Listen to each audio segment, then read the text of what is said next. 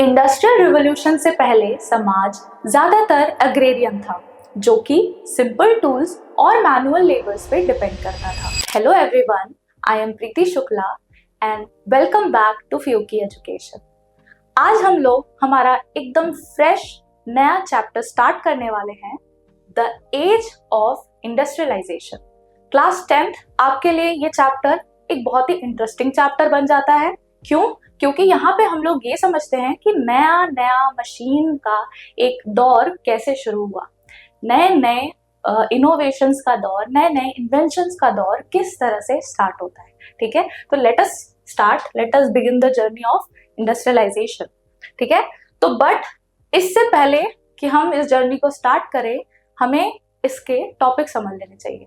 तो हम पूरे एक फेज में समझेंगे कि हाउ इंडस्ट्रियलाइजेशन अकर्ड, उस इंडस्ट्रियलाइजेशन के पहले क्या हुआ, इंडस्ट्रियलाइजेशन के बाद क्या हुआ, और इंडस्ट्रियलाइजेशन का कॉन्सिक्वेंस क्या था, इम्पैक्ट क्या था। ठीक है, तो फिलहाल अभी हम समझने वाले हैं कि before the industrialisation, period before the industrialisation क्या था, क्या कभी इंडस्ट्रियलाइजेशन था या क्या था।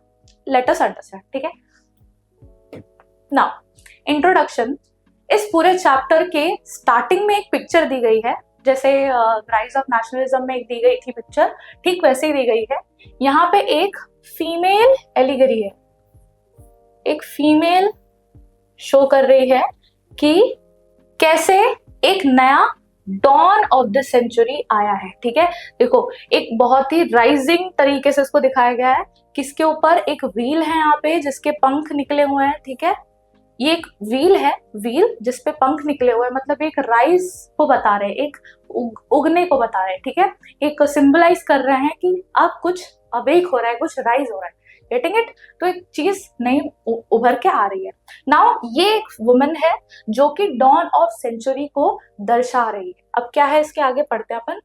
इन 19th सेंचुरी या 1900, the popular music publisher by E.T. Paul produced a music book that had picture on cover page announcing the dawn of century। ठीक है, अब ये E.T. Paul कौन थे? एक म्यूजिशियन थे और एक पब्लिशर थे। उन्होंने क्या कर दिया, एक पेंटिंग बनाई और उसको बोला द डॉन ऑफ सेंचुरी, और उसमें उन्होंने कुछ एलिमेंट्स बताए हैं। ठीक है, अब वो एलिमेंट्स क्या है, late us understand.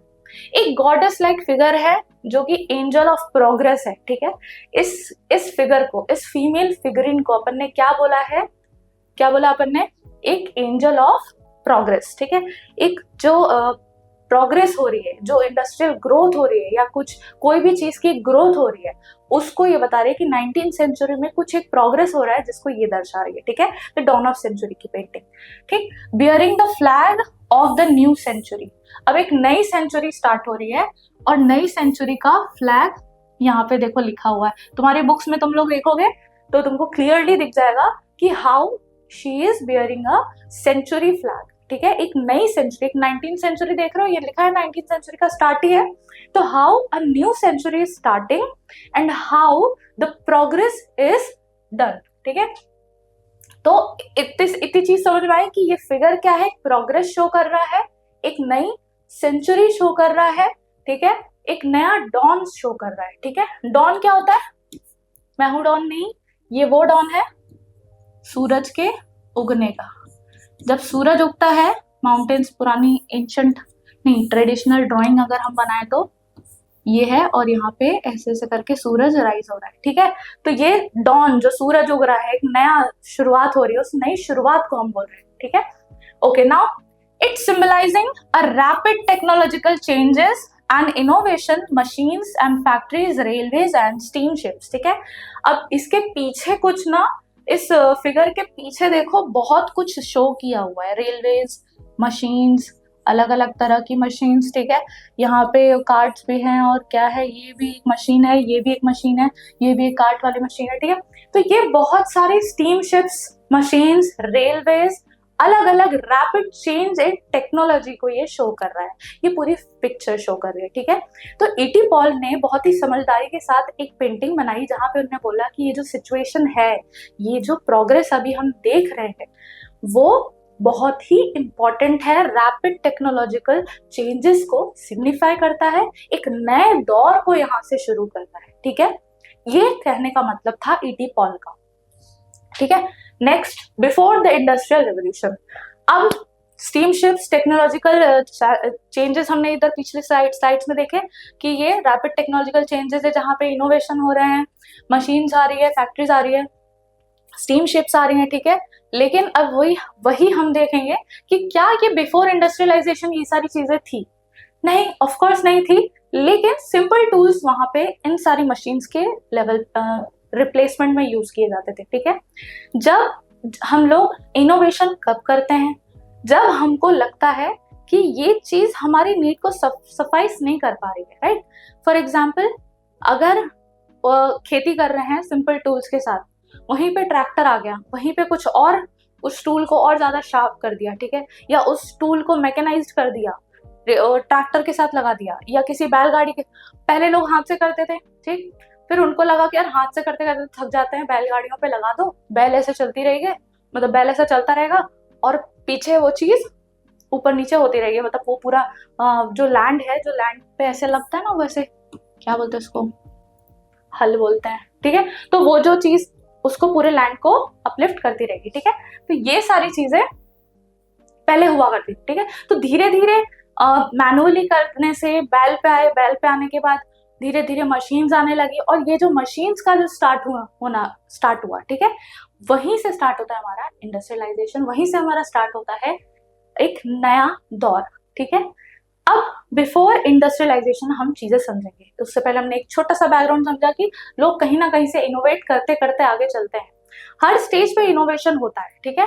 Histories of industrialisation very often begin with the setting up of factories. अब सिंपल सी बात है, जब भी अपन बोलते हैं ना इंडस्ट्रियलाइजेशन, अब इंडस्ट्रियलाइजेशन से इंडस्ट्री आती है वर्ड याद दिमाग में, और इंडस्ट्री से क्या आता है अपन को याद, कि it is somewhere we are talking about factories, right? तो history of industrialization traces is its setting up of factories, ठीक है। वो अपना traces its history from the setting up of factory, ठीक है।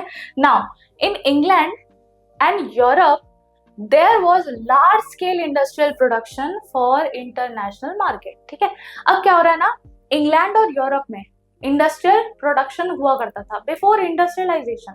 इंडस्ट्रियलाइजेशन जो हम बात कर रहे हैं इनोवेशंस, मशीन्स और टूल्स की, उससे पहले भी यहाँ पे प्रैक्टिस हुआ करता था इंडस्ट्रियलाइजेशन, इंडस्ट्रियल ट्रेड्स और इंटरनेशनल ट्रेड्स, ठीक है।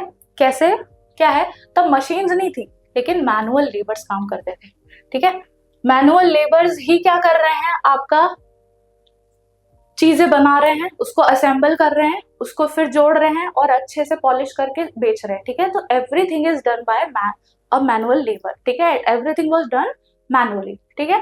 नाउ अब ये इंटरनेशनल मार्केट में कैसे जा रहा है, क्या कर रहे हैं ये लोग, कुछ नहीं करते थे, मतलब बहुत सारे लोग हैं, एक गांव में बहुत सारे लोग हैं, इस गांव में बहुत सारे लोग हैं, ये लोग ने इनको दे दिया कुछ सामान, पैसा और सामान दे दिया, ये लोग बना रहे हैं, कुछ परसेंट ये लोग रखते थे और कुछ सामान इनको देते थे, फिर उस सामान को इंटरनेशनल मार्केट में बेच के पैसा कमाया जाता था, समझ में आ रहा है। तो यूरोपियंस हमेशा से ही चतुर बुद्धि के थे, ठीक है, they were always cunning, they were having clever mind, ठीक है ना। अब इस फेज को क्या बोलते हैं अपन, प्रोटो इंडस्ट्रियलाइजेशन। प्रोटो इंडस्ट्रियलाइजेशन मतलब प्रोटो का मतलब है कोई भी चीज से पहले, ठीक है।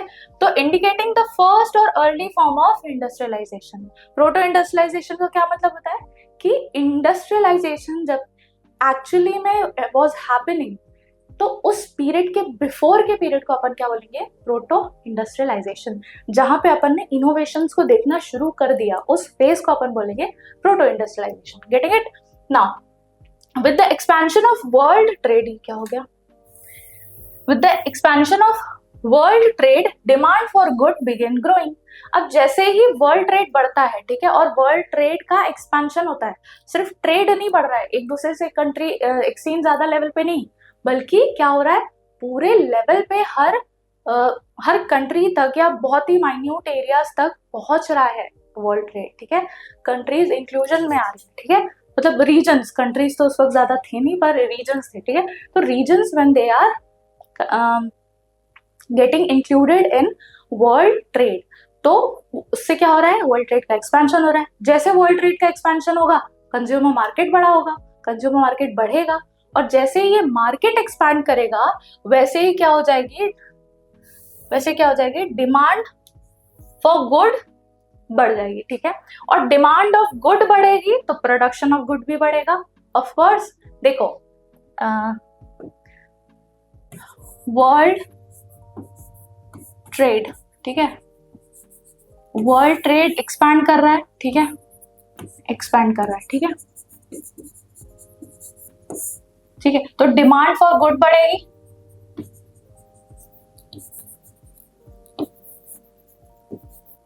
ठीक, और जब डिमांड फॉर गुड बढ़ेगी तो प्रोडक्शन ऑफ गुड तो बढ़ेगा ही ना,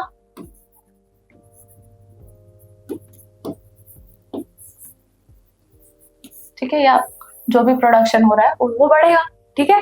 तो यही चीज यहाँ पे देखी जा रही थी इंडस्ट्रियल। अब देखो, प्रोडक्शन ऑफ गुड बढ़ाने के लिए क्या करना पड़ेगा, यहाँ पे लेबर्स, ठीक है, लेबर्स बनाने पड़ेंगे, ठीक। अब लेबर्स अगर लाने पड़ेंगे तो कितने लेबर लाओगे आप, कहाँ कहाँ से लेबर लाओगे। यूरोपियन नेशंस में क्या थी, लेबर्स थोड़े कम थे, लेबर्स इन द सेंस कि लोग, पॉपुलेशन ठीक ठाक थी, लेकिन पूरे वर्ल्ड के ट्रेड को फीड करने के लिए क्या यहाँ पे लेबर उतने एफिशिएंट होंगे, या लेबर उतने पर्याप्त मात्रा में मिल पाएंगे, नहीं।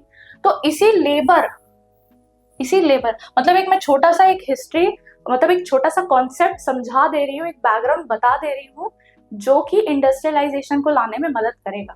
इसी स्लाइड में एक छोटा सा इंट्रोडक्शन ले लो इस चीज का, कि प्रोडक्शन ऑफ गुड बढ़ा तो लेबर की रिक्वायरमेंट बढ़ जाएगी, ठीक है, रिक्वायरमेंट। और जब लेबर की रिक्वायरमेंट बढ़ेगी और वो सफिशिएंट नहीं होगा,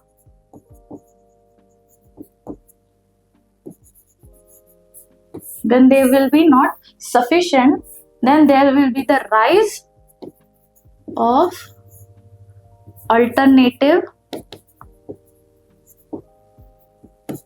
method या search of alternative method, right। अब हम एक अल्टरनेटिव मेथड सर्च करेंगे, ठीक है। तो वर्ल्ड ट्रेड एक्सपैंड हो रहा है, डिमांड गुड बढ़ रही है, प्रोडक्शन गुड का बढ़ेगा, लेकिन प्रोडक्शन बढ़ाने के लिए फिर और क्या करना पड़ेगा, हमें लेबर बढ़ाने पड़ेंगे। लेबर हमें सफिशिएंट नहीं मिले तो हमें अल्टरनेटिव मैकेनिज्म को ढूंढना पड़ेगा, ठीक है। और यही अल्टरनेटिव मैकेनिज्म क्या बन के आएगा हमारा, क्या बनेगा, इंडस्ट्रियलाइजेशन, ठीक। अब ये industrialisation innovation of tech and new methods, getting it, ये हो गया, न्यू मेथड्स आ जाएंगे। तो ये एक पूरा प्रोसेस है और ये cause and effect relationship establish कर रहे हैं, ठीक है। तो I hope you are getting to understand कि कैसे इंडस्ट्रियलाइजेशन या नई मेथड्स की नीड आई, ठीक है। तो प्रोटो इंडस्ट्रियलाइजेशन समझ आया, with the expansion of world trade demand for goods begin to grow, ठीक है। Now next, but local merchants and craft person consolidated their presence, restricted the entry of new people into the trade। अब क्या हो रहा है कि जैसे ये मेन एरिया है ब्रिटेन का, ठीक है, यहाँ पे बहुत हैंडक्राफ्ट मटेरियल या जो भी प्रोडक्शन हो रहा है, ये हम लोग कब की बात कर रहे हैं, इंडस्ट्रियलाइजेशन की पहले की बात कर रहे हैं, कि यहाँ पे बहुत सारा प्रोडक्शन हो रहा है, ठीक है, हैंडक्राफ्ट मटेरियल का बहुत सारा प्रोडक्शन हो रहा है, ठीक। तो यहाँ के जो लोकल क्राफ्ट पर्सन है उन्होंने अपने पूरे मार्केट को एकदम जमा के रखा है, ये मार्केट में बिल्कुल बढ़िया से कंसोलिडेटेड वे में बैठे हुए हैं, ठीक है। तो वो नए लोगों को आने में बिल्कुल मना कर देते कि नहीं भाई नहीं आना है तुमको, ठीक। तो merchant were offered advances for producing clothes for them and time when open fields were disappearing and common were being enclosed. अब ये थोड़ा सा क्या बोल सकते हैं अपन, ये थोड़ा सा फैंसी सेंटेंस में लिखा गया है, लेकिन इसका मतलब इजी सिंपल यही है कि ये जो लोगों को आने में मना कर दिया जाता था, तो ये लोग क्या करते थे एक्चुअली, मतलब एक प्रोसेस बताया है कि लोकल मर्चेंट करते क्या थे, ये लोग क्या करते थे कि सामान और वगैरह सब कुछ प्रोड्यूस करते थे और बहुत ही अच्छे लेवल पे उसको इंटरनेशनल ट्रेड में बेच दिया करते थे और भारी लेवल का प्रॉफिट कमाते थे। तो जो लोग नए होते थे उन लोगों को आना है, अगर इस ट्रेड में पार्ट लेना है, इनको भी प्रोडक्शन करके मर्चेंट बन के पैसे कमाने, तो ये लोग लोकल मार्केट्स में तो नहीं आ सकते थे। तो वो लोग क्या करते थे कि कंट्री साइड में जाएंगे। कंट्री साइड क्या है? जो नए पीपल जो मार्केट में आना चाहते हैं, जो प्रॉफिट कमाना चाहते हैं, तो they went to countryside, और कंट्री साइड में जाके क्या करते थे, लोगों को, गांव के लोगों को क्या करेंगे, सामान, ये लो सामान, ये लो पैसे, आप लोग प्रोड्यूस करो। अभी मैंने बताया था कि आप लोग प्रोड्यूस करो, हमें प्रोडक्शन दो, हम लोग उसको इंटरनेशनल मार्केट में बेच के आएंगे। तो इंटरनेशनल मार्केट में तो डबल ट्रिपल प्राइसेस में बेच रहे हैं, तो उनका भी प्रॉफिट हो जा रहा है और जो विलेजर्स है उनका भी इंक्लूजन हो जा रहा है। तो इस लेवल पे उस टाइम पे बिफोर इंडस्ट्रियलाइजेशन प्रोडक्शन हुआ करता था, इंटरनेशनल ट्रेड हुआ करता था। ठीक है, income from proto industrial production supplemented the striking income from cultivation. ठीक है, वही श्रिंकिंग इनकम फ्रॉम कल्टीवेशन। अब क्या हुआ कि कहीं ना कहीं कल्टीवेशन शैडोड हो गया, मतलब एग्रीकल्चर थोड़ा सा शैडो हो गया और मार्केट या फैक्ट्रीज अराइज होने लगे। ठीक है, उनका राइज होने लगा। ठीक, now coming up of factories. ठीक है, अब बहुत ही बढ़िया तरीके से फैक्ट्रीज का राइज होता है। ठीक है, जहां पे भी मैंने बोला एग्रीकल्चर को ओवरशैडो कर रही है इंडस्ट्रियल प्रोडक्शन, इंटरनेशनल ट्रेड। ठीक है, now with 1730 the earliest factory in England came up. ठीक है, first symbol of new era was cotton. ठीक है, अब एक नया इंडस्ट्री आती है कहाँ पे, 1730s में इंग्लैंड में एक नया फैक्ट्री बनता है। The earliest factories we see majorly in England only. ठीक है, और वो पहला क्या था, कॉटन था। कॉटन से ही टेक्सटाइल इंडस्ट्रीज का मतलब शुरुआत हुई है, और टेक्सटाइल कपड़ा बनाना या जो भी उसको। ठीक है, invention in 18th century increased efficacy of each step of production. ठीक है, अब क्या हो रहा है, कॉटन पहले क्या कर रहे हैं अपन, कुछ ना कुछ करते हैं, उसको पहले निकालते हैं। ठीक है, फिर उसको पूरा साफ करते हैं। ठीक, फिर उसका एक मतलब थ्रेड बनता है, पहले उसको पूरा धुनाई की जाती है। ठीक है, उसके बाद उसको स्पिनिंग किया जाता है, थ्रेड बनाया जाता है, बहुत सारे प्रोसेस होते हैं। ठीक है, और वो हैंडमेड करना पड़ता है। वो चरखा जानते हो, गांधी जी का चरखा, राइट? तो वो वाला चरखा यूज करके बहुत बार उसको स्पिन करने के बाद तब कहीं जाके थ्रेड निकलता है। ठीक है, तो वो सारी चीजें बहुत बड़ा प्रोसेस हुआ करती थी। ठीक है, होता प्रोडक्शन तब भी था, लेकिन अब क्या हो रहा है, इनोवेशंस की वजह से जो बनने की प्रोसेस है और जो उसकी एफिकेसी है कि और बहुत अच्छा बनेगा। कई बार ऐसा होता है हाथ से बना रहे हो आप, बहुत टाइम लग रहा है क्योंकि, और कभी कभी खराब भी हो जा रहा है, राइट? तो फिर उसको वापस से करना पड़ा है।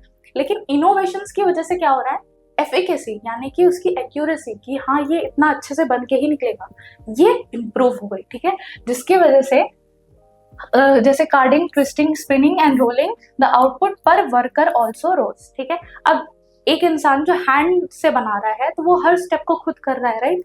लेकिन जहाँ पे बिफोर इंडस्ट्रियलाइजेशन में कुछ छोटे मोटे जो इन्वेंशन हो रहे हैं, जो फैक्ट्रीज के इनोवेशन हो रहे हैं, ठीक है, वो क्या कर रहे हैं, धीरे धीरे क्या कर रहे हैं, स्टेप को थोड़ा सा लेस कॉम्प्लिकेट कर रहे हैं, और पर पर्सन एक प्रोडक्ट ज्यादा बन रहा है। ठीक है, तो पर पर्सन का जो प्रोडक्ट बनना स्टार्ट हुआ वो रोज कर गया। ठीक है, बढ़ गया। ठीक, Richard ऑकराइट invented the cotton mill production of cotton started, which allowed a more careful supervision over the production process. अब क्या हुआ, रिचर्ड ऑकराइट है, ये एक इंसान है जिन्होंने कॉटन मिल का इन्वेंशन किया। ठीक है, मतलब उन्होंने इंट्रोड्यूस किया कॉटन मिल को। ठीक, अब कॉटन मिल क्या है, एक मिल है जहाँ पे मशीन्स हैं। मशीन्स इन द सेंस ऐसा है कि एक एरिया है सिर्फ स्पिनिंग का, एक एरिया है सिर्फ ट्विस्टिंग का, एक एरिया है रोलिंग का, और एक एरिया है कार्डिंग का। ठीक है, तो ये एक सिस्टमैटिक वे में चीजें करना जिससे पर पर्सन आउटपुट क्या करे, इंक्रीज करे। ठीक है, चीजों को आसान बनाना और कम लागत में ज्यादा अमाउंट का आउटपुट प्रोड्यूस करना कॉटन मिल में हुआ करता था। ठीक है, कई बार अगर गए होगे कई फील्ड विजिट पे किसी टेक्सटाइल इंडस्ट्री में, टेक्सटाइल फैक्ट्री में, तो you will see and you will understand how systematically everything happens. Spinning happens in a separate department, twisting happens in the separate department, ऐसे करके कॉटन मिल्स में होता है। अब कॉटन मिल और textile industry are two different thing. Cotton mill small unit है, textile industry क्या है, सारे इंडस्ट्री सारे फैक्ट्रीज को कंबाइन करके बोलते हैं, ठीक है। इंडस्ट्रीज और फैक्ट्रीज में यही फर्क होता है, आगे हम समझेंगे, ठीक है। इतना क्लियर है? आई होप इतना क्लियर है। Now cotton became the leading sector first phase of industrialisation, ठीक है। अब हम बिफोर इंडस्ट्रियलाइजेशन की बात कर रहे हैं, दैट मीन्स कि पूरा इंडस्ट्रियलाइजेशन की बात नहीं कर रहे हैं, या ऐसा नहीं है कि बिल्कुल इंडस्ट्रियलाइजेशन था ही नहीं उस पीरियड में। मैंने अभी कहा था प्रोटो इंडस्ट्रियलाइजेशन, दैट मीन्स कि कुछ ना कुछ चीजें हो रही थी, फुल फ्लेजेड वे में नहीं हो रही थी, लेकिन हाँ कुछ सर्टेन लेवल्स पे हो रही थी। Getting it? तो इसी तरह से जो पहला कॉटन का मिल बनना, कॉटन का प्रोडक्शन होना किसी एक यूनिट के अंदर, ठीक है, कुछ मशीन्स को यूज करके, कुछ टेक्निक्स को यूज करके, नई टेक्नोलॉजी को यूज करके, तो वो क्या हो गया, एक नया फेज ऑफ इंडस्ट्रियलाइजेशन को शो किया, ठीक है। अब देखो टेक्नोलॉजी का मतलब क्या होता है कि पुराने मेथड से कोई नया मेथड लाना, उसको हम टेक्नोलॉजी बोलते हैं। जरूरी नहीं है टेक्नोलॉजी का मतलब अपन डिजिटल टर्म्स में ही लें। टेक्नोलॉजी का मतलब है कि whatever you are practising today and whatever you are practising yesterday, ठीक है। तो the today's practice is more advance from the earlier practice, ठीक है, अर्लियर मेथड, ठीक है। तो which we will call it as technological advancement. Methods में, techniques में चेंज होने को अपन क्या बोलेंगे, एडवांसमेंट, ठीक है। तो कॉटन अपना क्या बन गया, एक नया फेज, कॉटन ने क्या किया, एक नया फेज ऑफ इंडस्ट्रियलाइजेशन को बिगिन किया, स्टार्ट किया। Getting it? Now the pace of industrial change. अब इंडस्ट्रियल चेंज कैसे हो रहा है, क्या हो रहा है, कहां से हो रहा है, और कैसे हम अंदाजा लगा पा रहे हैं कि ये इंडस्ट्रियल चेंज हो रहा है। The expansion of railway in England and it's colonies rapidly increased the demand for iron and steel. अब क्या हो रहा है, धीरे धीरे ग्रोथ हो रही है, ठीक है। धीरे धीरे जब रेलवेज एक्सपैंड करने लगे तो ट्रांसपोर्ट अच्छे से होने लगा, ठीक है। गुड्स प्रोडक्शन ज्यादा बढ़ने लगा, जिसकी वजह से क्या हो गया, डिमांड ज्यादा बढ़ने लगी, ठीक है। अब डिमांड किस चीज की, जैसे प्रोडक्शन ज्यादा हो रहा है तो उसका क्या होगा, ट्रेड ज्यादा होगा। ट्रेड करने के लिए हमको क्या चाहिए रहेगा, ट्रांसपोर्ट चाहिए रहेगा, और ट्रांसपोर्ट के लिए हम क्या यूज करते हैं, रेलवेज यूज करते हैं, राइट।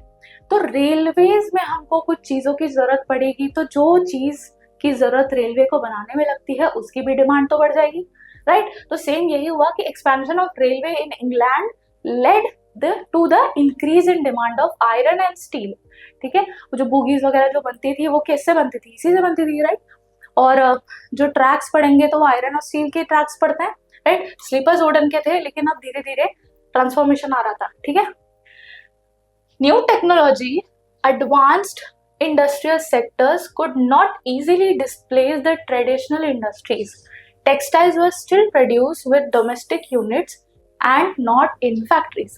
अब कुछ चीजें ये है कि जब कुछ नया चीज आता है तो वो completely acceptable नहीं होता, राइट। वो completely सब लोग accept नहीं कर पाते। जैसे कि जब फोन वगैरह आया था, नया फोन आया था, एंड्रॉइड फोन, स्मार्टफोन्स आए थे, तो वो बहुत ही तुरंत ही एक्सेप्टेबल नहीं थे सबसे, राइट। और इनफैक्ट जो लोग लिटरेट नहीं है फोन वोन को लेके, जो वो कीपैड भी ढंग से नहीं चला पाते थे, उनके लिए तो ये बहुत ही बड़ा रेवोल्यूशन हो गया था, राइट। तो जो भी नई टेक्नोलॉजी आती है वो जरूरी नहीं है कि तुरंत ही एक्सेप्टेबल हो जाए, तुरंत ही कोई लोग इसको एक्सेप्ट करेंगे, राइट। तो जो टेक्सटाइल्स थे वो still they were produced by the domestic people, ठीक है। डोमेस्टिक लोगों से, वो डोमेस्टिक यूनिट से डोमेस्टिक पीपल उसको प्रोड्यूस करते थे, ठीक है। The high cost of machine and the uncertainty of their performance made technological changes slow, ठीक है। अब क्या हो रहा है, high cost of machines और uncertainties of their performance made the technological changes very slow। अब क्या हो रहा है, यहाँ पे मशीन का कॉस्ट बढ़ रहा है, ठीक है। अब कोई नया इनोवेशन आ रहा है तो ऑफ कोर्स उस इनोवेशन को मेंटेन करने के लिए क्या करना पड़ेगा, पैसे लगेंगे, राइट। मेंटेनेंस की कॉस्ट लगती है, राइट। तो maintenance of that particular invention और मशीन क्या कर रहा है, अब कोई भी नई चीज आ रही है तो उसके कुछ एडवांटेज होते हैं, कुछ डिसएडवांटेज होते हैं। हमने तो उसको पूरा प्रैक्टिस करके रखा नहीं होता है, तो कभी ना कभी ऐसा होता है कि शायद उसके रिजल्ट पॉजिटिव कम नेगेटिव ज्यादा होने लगे, ठीक है। तो एक टाइम तक वो मशीन अच्छे से चलेगी, लेकिन उसके बाद उसकी क्वालिटी डिग्रेड होने लगती है, तो उससे प्रोडक्शन को थोड़ा बहुत इफेक्ट पड़ा, ठीक है ना। In 1787, merchant and industrialists were cautious about accepting the use of new technology, ठीक है। अब वही सेम चीज है कि जब हम रिजल्ट किसी टेक्नोलॉजी का देखते हैं कि क्या ये सही है, जब हम नॉर्मली स्मार्टफोन बाय करते हैं या लैपटॉप बाय करते हैं, कुछ भी बाय करते हैं, तो हम लोग उसको देखते हैं ना कि कितने लोगों ने इसको बाय किया है, कितने लोग सेटिस्फाइड है इसके सर्विस से, या क्या इसके फीचर्स है, क्या हम लें। कॉशियस रहते हो ना तुम लोग कि हाँ ये वाला लेना चाहिए, ये वाला प्रोडक्ट लेना चाहिए, ये वाला प्रोडक्ट लेना चाहिए, राइट। और इसको यूज करेंगे तो फायदा मिलेगा कि नहीं मिलेगा। तो use of these new technology के लिए लोग थोड़े कॉशियस रहते थे कि whether we should use it और नॉट, ठीक है। तो in 1781 James Watt improved the steam engine production by new common and patented new engine. अब एक नया इंजन बन गया कब? जेम्स वॉट ने बनाया एक नया इंजन, ठीक है। वॉट जानते हो ना। तो 1781 में जेम्स वॉट ने एक बढ़िया सा नया इंजन का इन्वेंशन किया जो कि प्रोडक्शन को और भी ज्यादा लेवल पे इंक्रीज करने की क्षमता रखता था, ठीक है।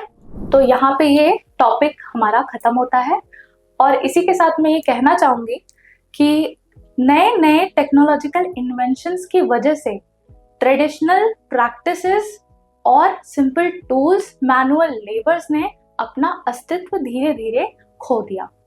इसी के साथ थैंक यू, एंड अगर ये लेक्चर आपको अच्छा लगा हो तो इसे लाइक करें, सब्सक्राइब करें और शेयर करें, और इसे और डिटेल में पढ़ना हो तो फ्यूपी एजुकेशन ऐप को डाउनलोड करें। Thank you.